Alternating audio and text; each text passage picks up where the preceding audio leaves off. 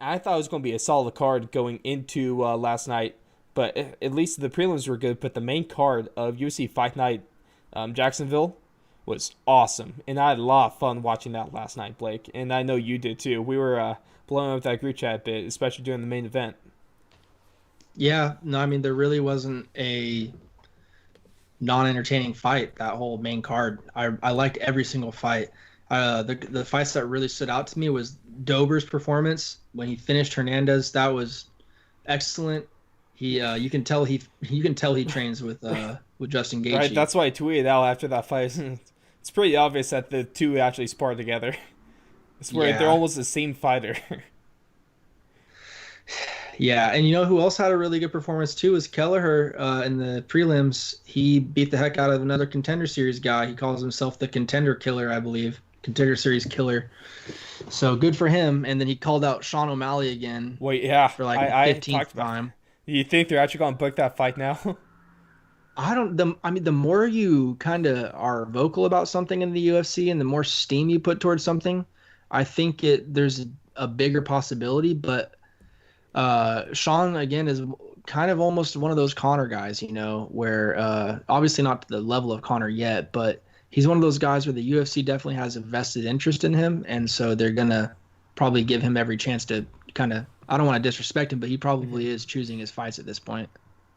And it's smart for him, right? Mm-hmm. Because he wants to fight somebody with a name. Mm-hmm. He wants to, and with he doesn't really deserve anybody in like a top 10 spot or anything like that yet. So it's tough. It's tough for him. I would love to see him. What I, as a Sugar fan, I would love to see Sean. This is a perfect chance to say yes. I accept your freaking call out. Let me beat your ass. That would be great. I would love to see him when someone calls him out like that. Take that fight, beat his ass. Mm-hmm. That would be the appropriate next step. Because why not? That guy wants to fight you. Yes, he's dangerous, but you have plenty of skills and advantages to match up with him.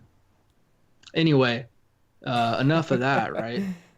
The rest of the card was really good too. What I about the don't even. opening fight on the main card between Thiago Moises and Michael Johnson? Shocker to most people. Yeah, I was gonna bring up the shin, but we can go Oh, that route oh, too. we'll get to that in a sec. Oh yeah, let's get to the shin, man.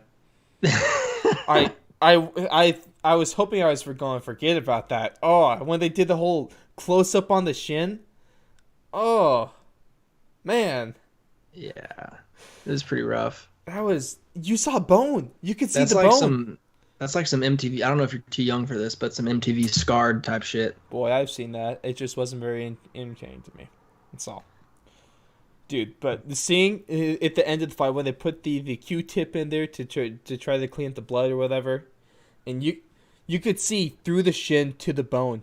I I've never seen that before in a fight, and that was gross. I see some gross stuff, bro, but that was gross. But Yeah, a lot of respect him to fighting through something like that. He was still throwing kicks with the shin that was that badly cut. Respect. That's like Paul Felder throwing spinning back fists with a broken arm a number of summers ago. definitely. Yeah, but getting back to that Michael Johnson fight, Michael Johnson getting caught with a heel hook in the second round. Man, who the hell saw that happening? Yeah, I definitely didn't know too much about this Thiago Moises guy coming in. So but Michael Johnson isn't the most winningest guy in the UFC, So No, he's very hot and cold, I would say.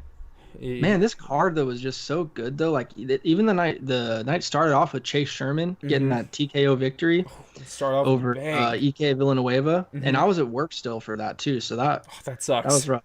I had to watch that one at work. Don't tell my employer. But Who cares? I watched fights I when I was was at really work too. interested in Chase Sherman because he had a really big presence in MMA Twitter. Mm-hmm. About 2 years ago, he was known as the Gift King. He would always be posting all these crazy memes and gifs on Twitter, and he kind of got amassed a big following. But Is it similar he to the suffered a stuff few. that Derek Lewis puts up on his Instagram? Is like people getting hit by cars, or is it more funny Yeah, stuff? it's random. It's whatever. It's stuff that has to deal with MMA. It's And Derek weird random Lewis's memes Instagram that is are no coming up. joke. Yeah, so he was just kind of one of those meme accounts, and he was getting a lot of traction, a lot of notoriety within the MMA community. But then he suffered a few big losses, got kicked out of the UFC, went on a few fight winning streak in the bare knuckle FC and the regional fight scene as well. Mm-hmm. And it was like a few knockouts in a row, Mm. actually. Came back to the UFC. So I was really interested to see how he would come back and perform. And he did not let down. So that was really cool. Another fight that I enjoyed last night a lot was the Ricky Simone versus Ray Borg fight. Man, we all knew this was going to be a banger, and it lived up to the hype. It was really close too. It was really, Yeah. really close. I thought it could go either way, honestly. Either man could have won that fight, but I Mm-hmm. think the takedowns by Ricky Simone probably, and just the whole strength factor. Like you could tell Ray Borg was a featherweight, or not a Mm-hmm. featherweight, but a flyweight in there. Yeah, Like he came from the flyweight division. their Because striking was Simone just looked yeah, looked a heavy. Their Simone striking just was looked really a little good, but man, heavier. the little grappling or wrestling things they got into on the ground, man, do they move quick? I don't know how they Yeah, move that fast, it's bro. crazy. It was like guard pass after pass after pass, just constantly really good chain wrestling and grappling. It Mhm. was it's so much fun to watch that kind of stuff. Like striking is awesome, but seeing really good chain wrestling like that is also really entertaining. Yeah. Shout out to Ben Rothwell as well for getting the dub against OSP. How I did you think think OS, OSP looked in his debut at heavyweight? He's definitely a little more natural. He's a natural around 240 anyway. yeah, I thought he looked really well.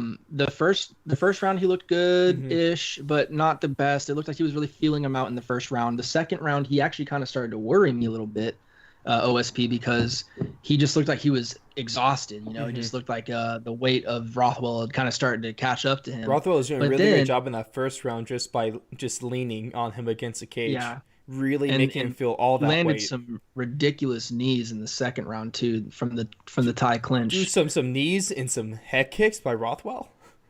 But then OSP in the third round really turned it around and showed a lot of heart and a lot of guts, I thought, Hmm. and almost stole the fight. Really, he He dropped did. him That right was towards the end of the close. fight.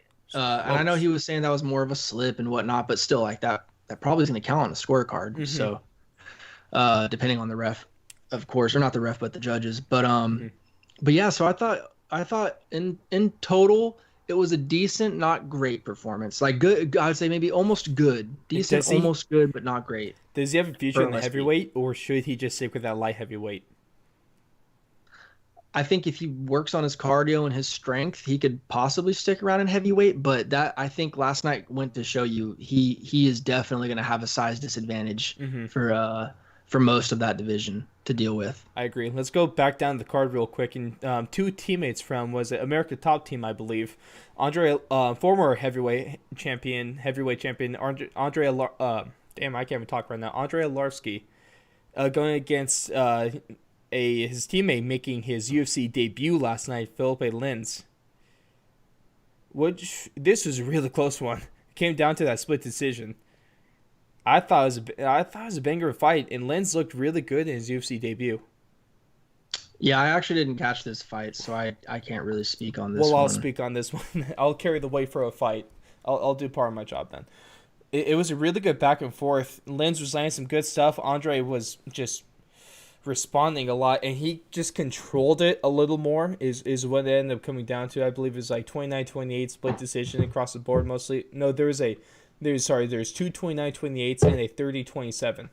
If I it, that yeah that's what it was, and so I disagree with the 30-27 because Lynn's definitely at least won one of the rounds, but you can easily make the argument that Lynn's won that fight in the split decision. But Lynn's has a future in the UFC heavyweight division. Orlovsky's he's still a rock solid fighter, and you gotta respect the former heavyweight champion. The pitbull still can throw, and Lynn's looked good in his opening performance. So I'm curious and a little excited to see what he's going to bring moving forward in his UFC career.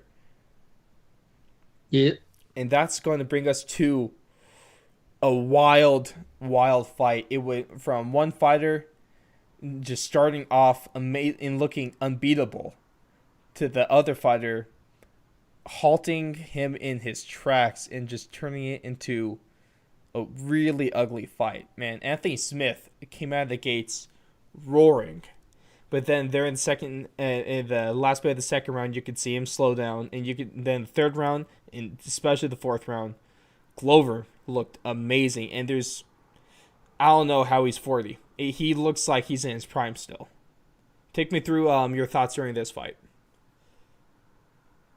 I thought Smith came out looking really sharp, but he just came out like even when he came out for his walkout, he looked so fired up and Something amped up different and about just him. Yeah. just like I don't know like his energy was just riling him up. And I don't think that's ever necessarily too good of a situation going into a fight. You want to kind of be even keel, in my opinion, going into a fight, not burning out. Definitely what Glover Um, was. and DC was making a lot of good points. I mean, his corner was nonstop telling him what to do. And these Mm-hmm. fighters, you gotta imagine like they're kind of like programmed, like they're ready to go. Like you tell them what to do, and they're like they have it already programmed in their mind, like bah, bah, bah, bah. Mm-hmm. Like they say that combination and they don't even think about it. They just it just flies. And so with that, with his corner just constantly yelling and telling him, all these moves to throw, he's not gonna think about it. He's just gonna do it, and it was working really well too. Mm-hmm. Let's not forget, first round, Anthony Smith was piecing Teixeira I up. thought he was going to I get mean, the he was finish in the bloodied. second. Yeah, I was like, And damn, then when he dude, landed Smith's that gonna right kill this onto guy. Glover's lead eye. Yeah, and already shut But it pretty much all the but way. what was crazy is that after he started to close out that eye, that was pretty much when That was the Glover turning cooked. point. That was when Glover kicked into Yeah, that second gear, and that first uppercut that Glover landed changed the fight without a doubt. That yeah. was the turning point because, man, that thing was huge. Something had to happen on that punch right there. I think that might have been where he broke his orbital or something because he was always messing with his eye after that. Mm-hmm. And then after that, I mean, it was pretty much just an onslaught. Credit to Anthony Smith for being able to hang in there, but That's I'd Lionheart. I would have loved to have seen the refs stop it after the third round at the latest, Mm-hmm. and I would have loved to have seen the corner uh, throw in the towel See, before that round brings five into even my started. question. That's my question for you, Blake. Who is more to blame in this fight? Is it Herzog for not stopping the fight sooner, or is it Anthony Smith's corner for not stopping the fight sooner? Who I should definitely, bear the brunt of responsibility on this one? I think that's a very easy question. Anthony Okay. Smith's team should be ashamed. Hmm. Herzog is doing his job. I mean, every time that he's looking for an answer from Anthony Smith, looking for a response, Smith has given it to him. And if you even look back at Smith's comments today, he said, "I'm going to either go out with my shield or go out on it." And every chance that he gave me to respond, I took it and showed him that I can stay in this fight. Mm-hmm. And at that point, that's when your corner has to realize, like, hey, I'm here for my fighter's best interest as well, even against his own, you know, opinions sometimes, because they're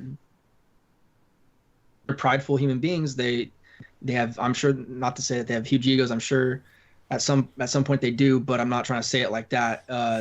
I'm just saying they need to look out for their fighters, even when their fighters are probably just short-sighted, trying to not look like a bitch, for Mm-hmm. lack of better words. Mm-hmm. And I think his corner needed to realize, hey, I'm saving him from himself right now. Mm-hmm. I know how tough Smith is. Everyone knows Lionheart, how tough he is. He didn't need to show us that. like Lionheart isn't just a nickname when it comes to him. It's literally how he lives and fights. Yeah, but I mean, there's just no reason for that, because that fight was over. There was no Yeah. way he was going to get back in that. His teeth were falling out, all that deal. I mean, I I'm would have loved to have seen that fight stop sooner. I'm right there with you. You can make the argument that Herzog is to blame a little bit to bear the responsibility for a little bit, but the hard thing is if we're going to the letter of the law, Anthony Smith was defending himself intelligently most of the time. He was still moving and trying to get out of it, but Yeah, you he could, was responding completely he every time. he was responding to the ref, and that's what the refs are looking for. And so at Yep. that point, it's up to the corner to realize the ref isn't going to stop this, but Anthony Smith isn't going to stop. His safety is in your hands. And yeah, I agree. They should have thrown the towel. What is the craziest part? Did you see this little exchange in the fourth round against the cage when Glover is on him? Glover says, "Sorry, Anthony, it's just a part of the job." And Smith replies, "Yeah, it is what it is." That yeah, that's crazy, right? just from Yeah. more from Anthony, how he's just super calm. He's out of it at this point, but he just goes, "Yeah, it is what it is." How can you not respect a guy like Anthony Smith? To be honestly, Don't know. he's amazing. It was remarkable. Hopefully, Anthony Smith gets right and he comes back stronger his next fight. But Glover, he might be end up like Yoel Romero, being a 40-year-old that can get a title shot if he wins a couple. You think Glover wins two more fights, he can get a title fight? Who knows? It's tough to say in the light heavyweight division because there's quite a lot of people waiting at the top right now. Yeah, there is. He'd have to face one of the dudes at the top like a Dom Reyes or Jan Blachowicz, however you say that name.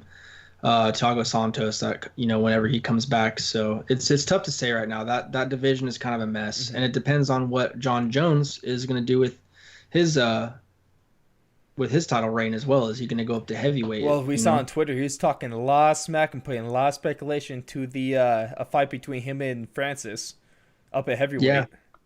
Yep. So who knows? I'd be That's lying tough. if I said I Tough didn't say want to right see now. that. Everyone wants to. Right.